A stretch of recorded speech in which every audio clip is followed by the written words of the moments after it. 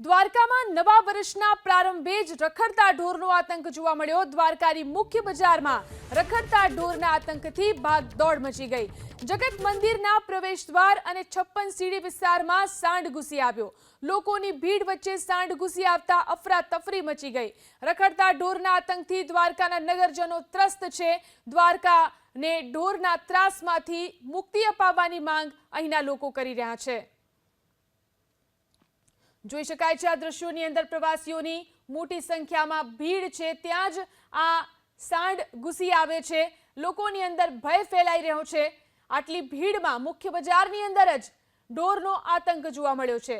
સતત આ પ્રકારના દ્રશ્યો દ્વારકામાં જોવા મળતા હોય છે, જ્યાં મોટી સંખ્યામાં પ્રવાસીઓ પણ આવતા હોય છે, ત્યારે લોકોની ભીડ વચ્ચે આ રીતે સાંઢ ઘૂસી ગયો। સદનસીબે કોઈ મોટી જાનહાનિ થઈ નથી, પરંતુ આ રીતે રખડતા સાંઢનો આતંક સતત દ્વારકાની અંદર જોવા મળે છે। મુખ્ય બજારના દ્રશ્યો છે, જોઈ શકાય છે મુખ્ય બજારની અંદર કેટલી ભીડ છે। પ્રવાસીઓ પણ મોટી સંખ્યામાં અહીં ઉમટ્યા છે।